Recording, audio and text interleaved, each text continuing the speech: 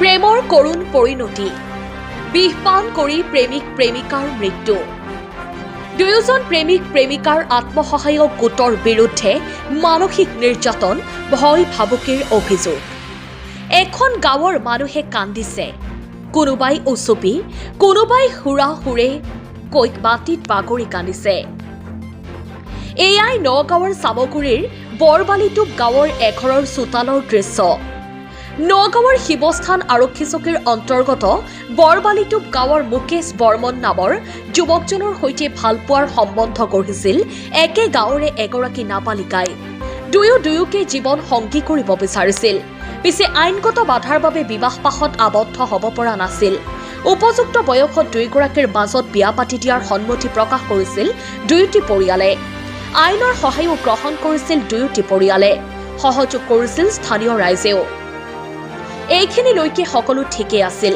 পিছে অঘটনটো ঘটি গ'ল দেওবাৰে প্ৰেমিকাৰ সৈতে বাৰ্তালাপ কৰি থকা অৱস্থাত দেওবাৰে প্ৰেমিক মুকেশ বৰ্মনৰ ঘৰত হঠাতে উপস্থিত হয়হি স্থানীয় আত্মসহায়ক গোটৰ বিচনীয়া এটি দল মুকেশৰ মাতৃৰ উপস্থিতিতে আত্মসহায়ক গোটৰ মহিলাসকলে প্ৰেমিক মুকেশ বৰ্মনক বিভিন্ন ধৰণৰ গালি গালাজ কৰাৰ লগতে বিভিন্ন শাস্তি প্ৰদানৰ ভাবুকি মুকেশৰ মাতৃৰ উপস্থিতিতে আত্মসহায়ক গোটৰ মহিলাসকলে প্ৰেমিক মুকেশ বৰ্মনক বিভিন্ন ধৰণৰ গালি গালাজ কৰাৰ লগতে বিভিন্ন শাস্তি প্ৰদানৰ ভাবুকিও প্ৰদান কৰি চলালে মানসিক নিৰ্যাতন মহিলাসকলে কৰি থৈ যোৱা অপ্ৰীতিকৰ পৰিস্থিতিৰ কথা স্বামীক জনাবলৈ গাঁৱলৈ মুকেশৰ মাতৃ ওলাই যোৱাৰ পিছতে বিষপান কৰি আত্মহত্যাৰ চেষ্টা চলাই অৱশেষত মৃত্যু হয় দুয়োগৰাকী প্ৰেমিক প্ৰেমিকাৰ প্ৰথমে জখলাবন্ধা চিকিৎসালয় তাৰ পিছত উন্নত চিকিৎসাৰ বাবে দুয়োকে তেজপুৰলৈ প্ৰেৰণ কৰা হয় পিছে চিকিৎসালয় পোৱাৰ পূৰ্বেই আদবাটতে মৃত্যুক আঁকোৱালি লয় মুকেশ বৰ্মনে সোমবাৰে বিয়লি মৃতদেহ ঘৰ আহি পোৱাৰ লগে লগে এইদৰে কান্দোনৰ ৰোল উঠে গাঁওখনত ইফালে প্ৰেমিকাগৰাকীৰো চিকিৎসাধীন অৱস্থাতেই নিশা মৃত্যু হয় এই ঘটনাৰ লগত জড়িত আত্মসহায়ক গোটৰ মহিলাসকলৰ কাৰ্যক উপযুক্ত শাস্তিৰ দাবী তুলিছে পৰিয়ালৰ লোকসকলৰ লগতে স্থানীয় ৰাইজে মৃত মুকেশ বৰ্মনৰ পৰিয়ালে 19 গৰাকী মহিলাৰ বিৰুদ্ধে শিৱস্থান আৰক্ষী পহৰা চকীত এজাহাৰ দাখিল কৰিছে একাংশ স্বয়ম্ভূ মহিলা সমাজসেৱীৰ মানসিক নিৰ্যাতন ভয় ভাবুকিত আত্মহননেৰে এজন সুঠাম যুৱকে এগৰাকী নাবালিকাই প্ৰাণ বিসৰ্জন দিয়াৰ ঘটনাৰ উচিত তদন্তৰ দাবী স্থানীয় লোক তথা কোচ ৰাজবংশী সন্মিলনীৰ নগাঁৱৰ পৰা বিভূতি বৰাৰ ৰিপৰ্ট বতৰতৰা লাইভ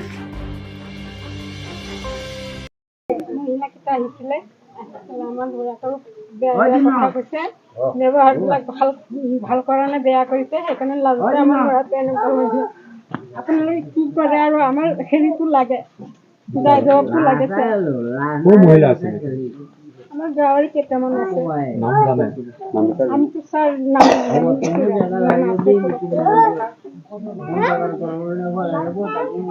ছাৰ হেৰিটো লাগে কি গালি পাইছে কৈ দিয়ক কি ক'মনো আৰু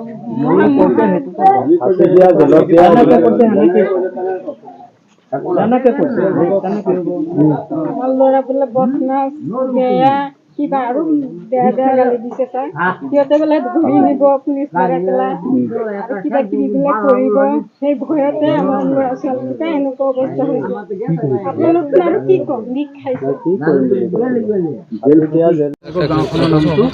গাঁওখনৰ নাম হৈছে বৰবালিটোপ প্ৰকৃততে কি হৈছিল আপুনি ঘটনাটো প্ৰকৃততে মানে ল'ৰা ছোৱালী দুজনে ভাল পাই আছিলে ভাল পাই থকাত মানে ল'ৰাটোৱে ছোৱালীজনীক আনিলে তাৰপিছতে ৰাইজে আৰু গাঁওবুঢ়াই মিলিত হৈ মানে বহি পেলাই তেহঁতক নি পেলাই মানে কোৰ্টত যোৱাৰ নিৰ্দেশ দিছিলে তাৰপিছত কোৰ্টৰ পৰা এখন এগ্ৰিমেণ্ট কৰা হৈছিলে এগ্ৰিমেণ্ট কৰাৰ পিছত মানে তেহেঁতে ধৰক ছোৱালীটো ছোৱালী ঘৰত থাকে ল'ৰাটো ল'ৰা ঘৰত থাকে এই ঘৰতে ঘৰ মানে ওচৰতে এই কেতিয়াবা সময়ে সময়ে আহি থাকে আৰু আহি থাকোঁতে মানে আমাৰ কিছুমান মহিলা আহিছিলে 20ৰ পৰা 19জনমান হ'ব আৰু আত্মসহায়ক গোটত তেহেঁতে আহি মানে চালে যে ল'ৰা ছোৱালী দুইটা একেলগতে মানে বহি তেহেঁতে কিবা কথা পাতি আছে তেনেকৈ চোতালতে বহি কথা পাতি আছে ঠিক সেইটো কথা পতাৰ সময়তে আহি পেলাই তেহেঁতক অশ্লীল ভাষাৰে আৰু বহুত অপমানজনক কথা কৈছে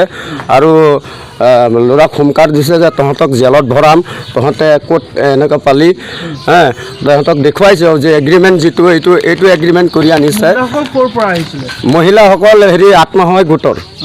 আত্মসহায়ক গোটৰ তেহেঁতে গোটৰ মিটিং কৰিব আহিছিলে।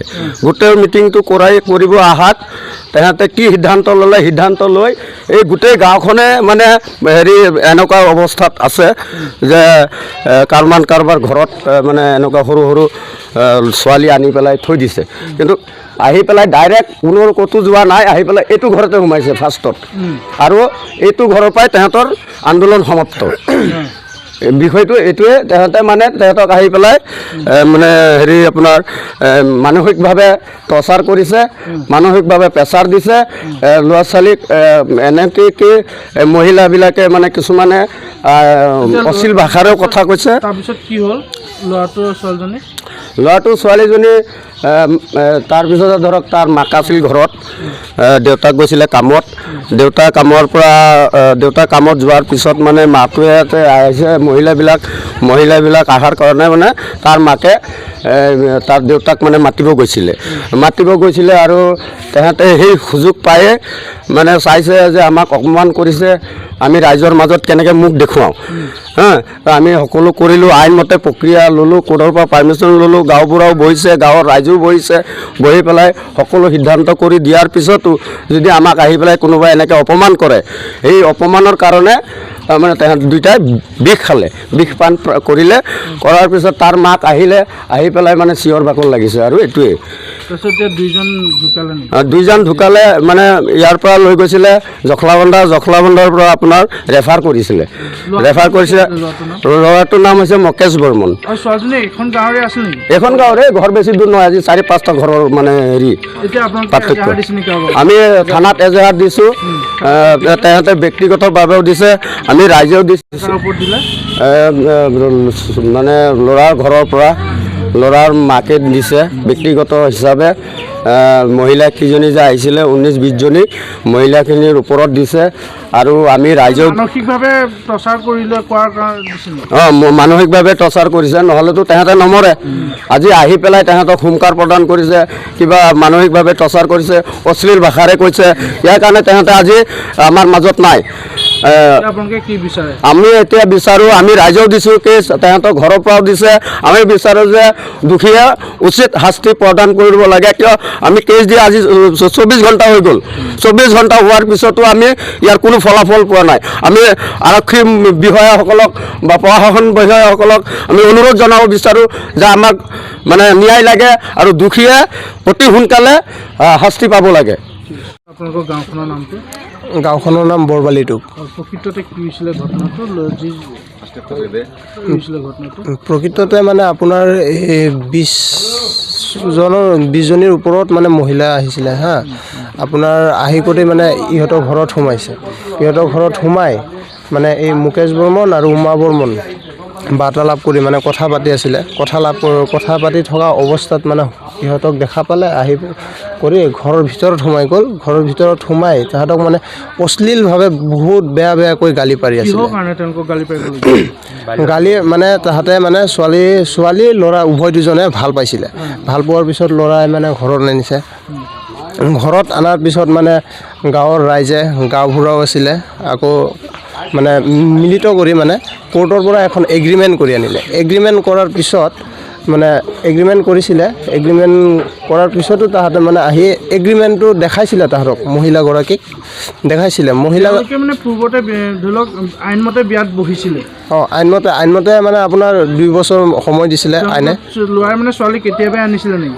নাই, এই যে আপোনাৰ আজি 15 দিনমান হ'ল আনাটো। তাৰপিছত আপোনালোকে আইনগত মানে কি কৰিলে যে? আইনগত মানে কিছুমান কাম আছে আপোনাৰ। বয়স হোৱা নাছিলে। বয়সটো হোৱাৰ বাবে আমি মানে চবেই মিলি কোৰ্টত গৈ এগ্ৰিমেণ্ট এটা কৰি আনিছোঁ। কোৰ্টে মানে ৰায় দিছে যে 2 বছৰ পিছত মানে বয়স হোৱাৰ পিছত উভয় দুজনে বিয়া পতাই দিব। ল'ৰাটোৰ বয়স কিমান আছিলে? ল'ৰাটো 21-22 মান হ'ব। ছোৱালীজনী আপোনাৰ 16-16.5 মান আছিলে। তাৰপিছত এই মানে আপোনাৰ ধৰি লওক উভয় দুজনক বিয়া পতাই দিব, সেইটো মানে এগ্ৰিমেণ্ট হৈছিলে। সেইটো এগ্ৰিমেণ্ট হোৱাৰ পিছতো আপোনাৰ মহিলাগৰাকী যিজনী আহিছিলে তাহাঁতক মানে এগ্ৰিমেণ্টটো দেখাইছিলে। ইহঁতে এগ্ৰিমেণ্টটো চাই মানে কয় বোলে যে এইটো ফটুৱা, এইবিলাক এগ্ৰিমেণ্ট নচলিব। আমাৰ অহাকালি মানে যোৱাকালি 17 তাৰিখৰ দিনাখন কৈছে বোলে পুলিচ আহিব, পুলিচ আহি তহঁতক ধৰি লৈ যাব, থানাত নিব, থানাত নি আকৌ ফাঁচি দিব, ফাঁচি দি পিছত আকৌ ল'ৰাৰ বাপেককো লৈ যাব, ছোৱালীৰ বাপেককো লৈ যাব থানাত। আৰু অশ্লীল ভাষাৰে যাৰ মুখেৰে যি আহিছে বহুত বেয়া বেয়াকৈ গালি পাৰিছে। গালি পৰা অৱস্থাত মানে মানসিকভাৱে ইহঁতে হেৰি হৈ তাৰপিছত বিষটো মানে পান কৰিছে। বিষটো পান কৰাৰ পিছত এতিয়া আমাৰ মাজত ল'ৰা ছোৱালী উভয় দুজনেই নাই। উভয় দুজনে নথকা মানে আমি বিচাৰোঁ যে প্ৰশাসন বিষয়াৰ ওচৰত বিচাৰোঁ যে এই দোষীসকলে অতি সোনকালে শাস্তি প্ৰদান পাব লাগে, আৰু নহ'লে কথাটো অলপ বেছিকৈ ভয়াৱহ হৈ যাব। আমাৰ ৰাইজে যদি আমি হাতত লৈ লওঁ কেছটো, তেতিয়াহ'লে অলপ ভয়াৱহ হ'ব। কাৰণ কিয়নো ল'ৰা দুজন বয়স হোৱা নাছিলে, আৰু ইহঁতে অলপ আইনটো হাতত লৈছে ন, ইহঁতে